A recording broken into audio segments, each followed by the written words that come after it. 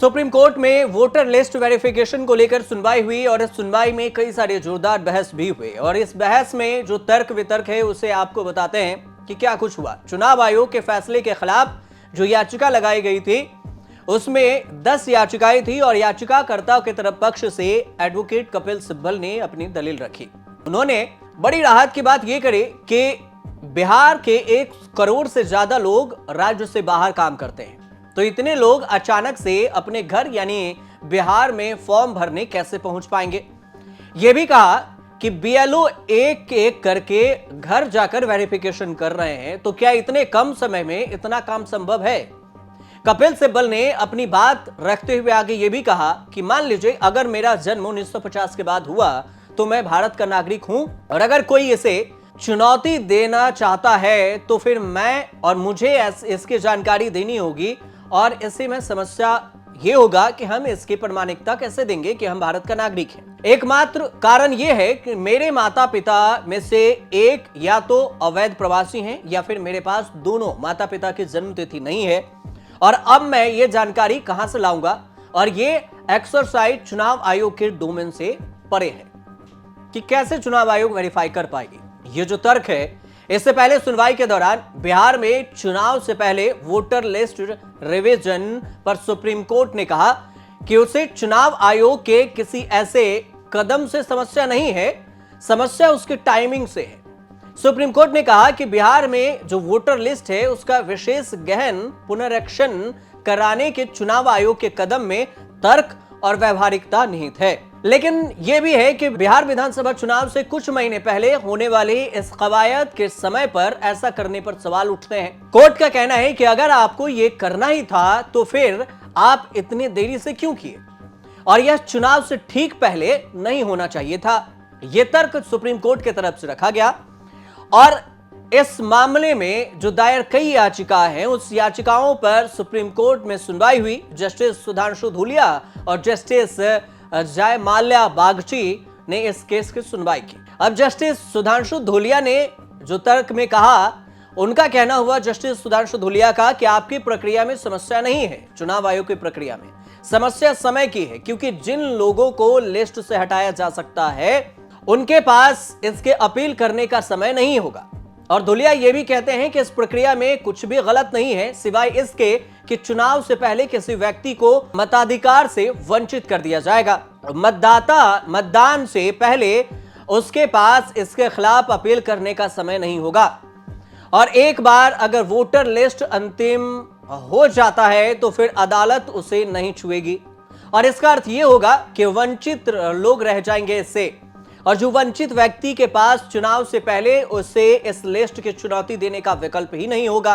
तो इस हिसाब से देखा जाए तो इसके अलावा सुप्रीम कोर्ट ने आधार कार्ड को पहचान पत्र के रूप में मान्यता न देने को लेकर भी सवाल उठाया कि आप इसे मान्यता क्यों नहीं देते। बाद में इसे जोड़ दिया गया कि आपको मान्यता दे देनी चाहिए। अदालत ने चुनाव आयोग के वकील ने कहा अदालत में कि सिर्फ आधार कार्ड से नागरिकता साबित नहीं होगी। तो कोर्ट का कहना हुआ कि अगर आप वोटर लिस्ट में नाम किसी शख्स की नागरिकता साबित होने पर डालेंगे तो फिर यह एक बड़ी कसौटी है। कोर्ट यह भी कहती है कि यह होम मिनिस्ट्री गृह मंत्रालय का काम है नागरिकता साबित करना। अब आप उसमें मत जाइए, लेकिन अपनी एक न्यायिक प्रक्रिया है और फिर आपकी इस कवायद का कोई औचित्य नहीं होगा कि आप नागरिकता साबित करें। अब इससे पहले याचिकाओं में से एक वरिष्ठ अधिवक्ता है गोपाल शंकर नारायण।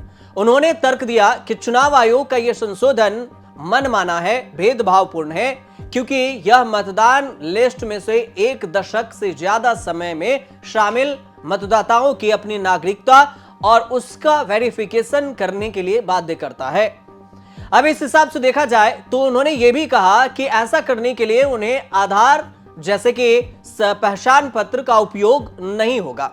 तो फिर वरिष्ठ वकील हैं शंकर नारायण ने तर्क यह भी दिया कि चुनाव आयोग का कहना यह भी है कि आखिरी बार रिवीजन 2003 में किया गया था और तब बिहार की जनसंख्या 4 करोड़ थी और अब बिहार की जनसंख्या काफी बढ़ गई है। तो इसके बाद 10 चुनाव भी हो चुके हैं और अब चुनाव से कुछ ही महीने पहले आयोग ये कदम उठा रही है।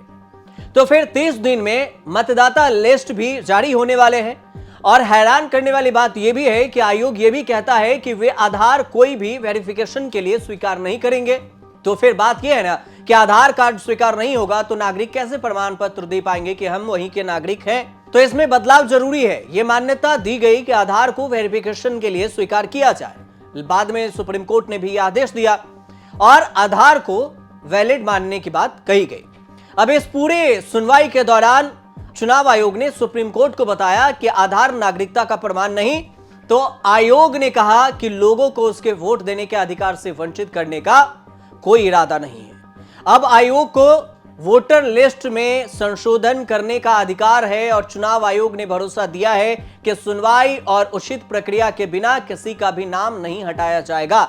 ये चुनाव आयोग में भरोसा दिया गया। सबसे बड़ी बात यह भी समझिए कि चुनाव आयोग का एक बड़ा बयान है सुप्रीम कोर्ट में कि वो पूरे देश में वोटर लिस्ट वेरिफिकेशन करना चाहती है और इसी को लेकर जो पूरी जानकारी है वो शेयर की गई है। कपिल सिब्बल ने भी जो तर्क दिया वो भी कोर्ट में बताया गया और चुनाव आयोग और सुप्रीम कोर्ट ने क्या कहा ये सारी चीजें की जानकारी दी गई है।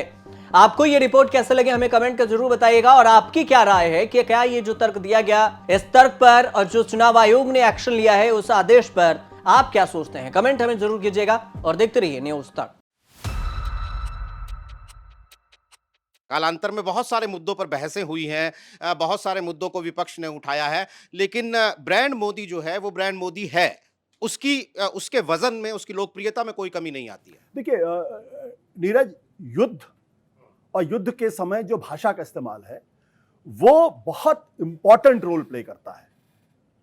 अगर आप युद्धोन्माद को यहां पहुंचा देंगे और आपकी अगर टारगेट अचीवमेंट यहां होगा तो ये जो गैप है ये आपका लोकप्रिय बनाएगा। आज की तारीख में अगर आप जाके तमाम जो सोशल मीडिया प्लेटफॉर्म्स हैं उन पे अगर आप देखेंगे, जो दक्षिणपंथी लोग जो प्रधानमंत्री नरेंद्र मोदी का गुणगान क्या करते थे, अंधभक्ति क्या करते थे, आज वहां पे किस तरीके की टिप्पणियां हो रही, मैं नाम नहीं लेना चाहता हूं, जिस भाषा का इस्तेमाल वहां हो रहा है वो इसलिए है क्योंकि जब आप कहेंगे आर पार की लड़ाई होगी, इस बार तो मिट्टी में मिला देंगे, जब आपकी सेना वहां मिट्टी में मिला रही थी पाकिस्तान को, तब आप अचानक आपने सीज फायर क्यों कर दिया? आप इंदिरा गांधी की 1971 की बात आप करते हैं और कहते हैं हमने वो मौका गंवा दिया जब हमारे पास 90,000 पाकिस्तान के प्रिजनर्स ऑफ वॉर थे। हमको पीओके ले लेना चाहिए था उस वक्त, उसके बदले में हमने नहीं लिया। आपने जब उनके 9 एयरफील्ड्स को डिस्ट्रॉय कर दिया और आप अंदर घुस रहे थे तो पाकिस्तान के साथ सीज फायर की शर्तें होनी चाहिए। मुझे लश्कर तैयबा का चीफ चाहिए, मुझे जैश ए मोहम्मद का चीफ चाहिए और मुझे इन राइटिंग गारंटी चाहिए कि आइंदा कभी आप इस तरीके की हरकत नहीं करेंगे और पीओके लेना चाहिए।